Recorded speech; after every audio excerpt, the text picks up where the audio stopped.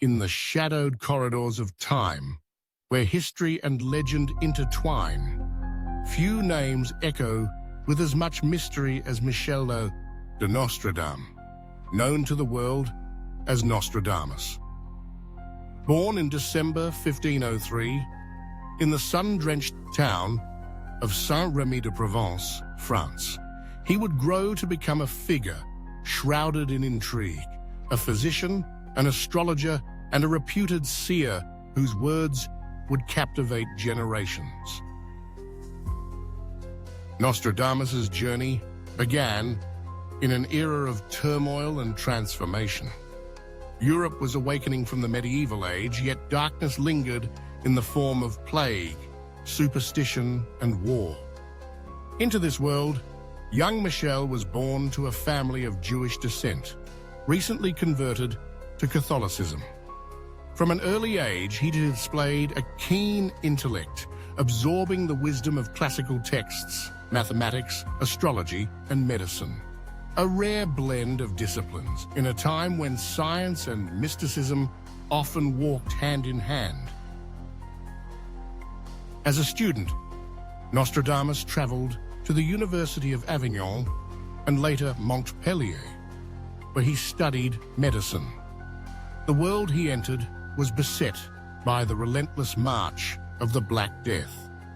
Towns and villages fell silent under the plague's shadow, and hope was a rare commodity.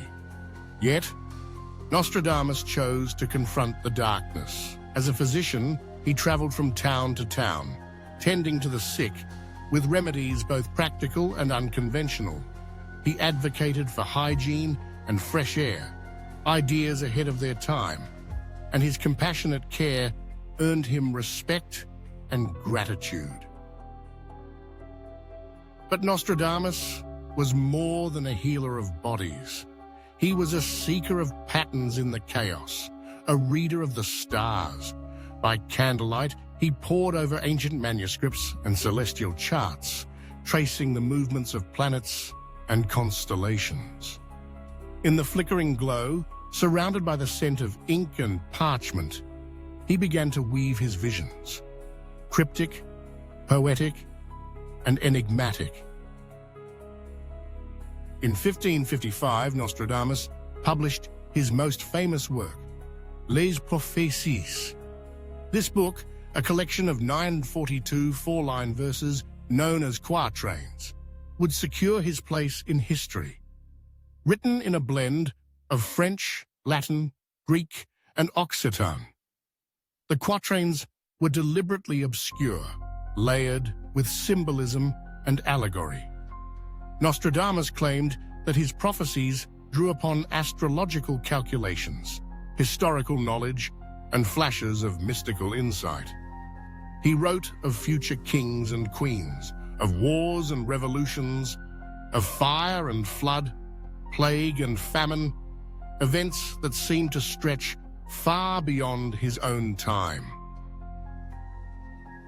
The world responded with fascination and fear. Some saw in Nostradamus a prophet touched by the divine, others a charlatan cloaked in riddles. Yet his verses spread rapidly, copied and shared among the curious and the powerful alike. In the candlelit courts of Renaissance Europe, his words whispered of destiny and doom, inspiring awe and anxiety in equal measure. Over the centuries, readers have scoured his quatrains for glimpses of the future. Many have claimed that Nostradamus foresaw the rise and fall of empires, the French Revolution, the Great Fires of London, the ascent of Napoleon and Hitler, the assassination of kings and presidents, even the tragedies and triumphs of the modern age. Each generation, it seems, finds its own reflection in his cryptic lines, seeking meaning in the shadows of history.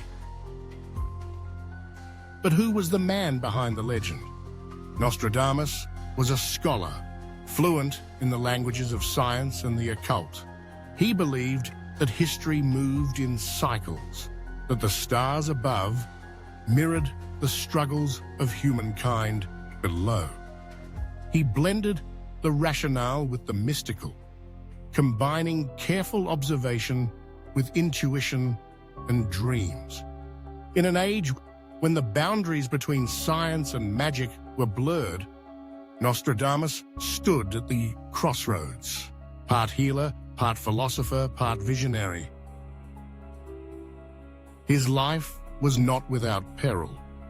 The Catholic Church, wary of those who claimed prophetic powers, scrutinized his work.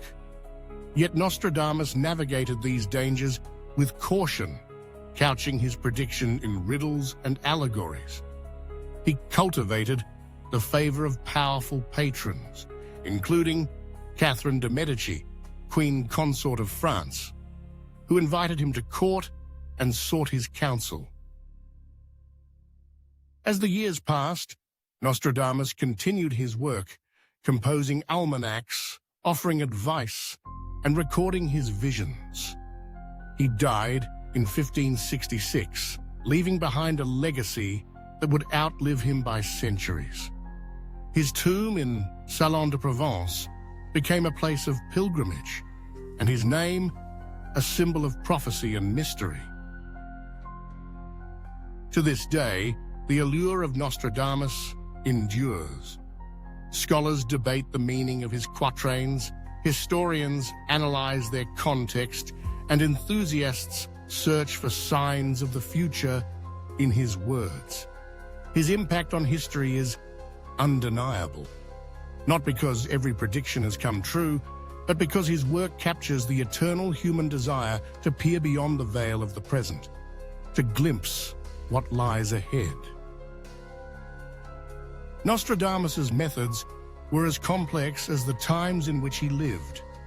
He drew upon astrology, casting horoscopes and studying planetary alignments. He read the classics, searched for patterns in history, and listened to the whispers of his own intuition. Some say he entered trance-like states, gazing into bowls of water or mirrors, seeking visions in the shifting reflections. Others believe his prophecies were inspired by the turbulent events of his own era, a world in flux, where the future seemed as uncertain as the stars. Yet, for all the debate, Nostradamus remains a figure of fascination. His life and work invite us to reflect on the nature of prediction, the power of language, and the mysteries of time.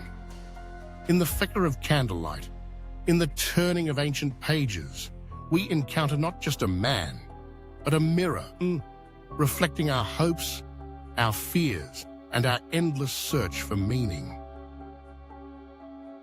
Nostradamus's legend endures because he speaks to something universal, the longing to understand our place in the cosmos, to find order in the chaos, to believe that the future can be glimpsed, if only for a moment.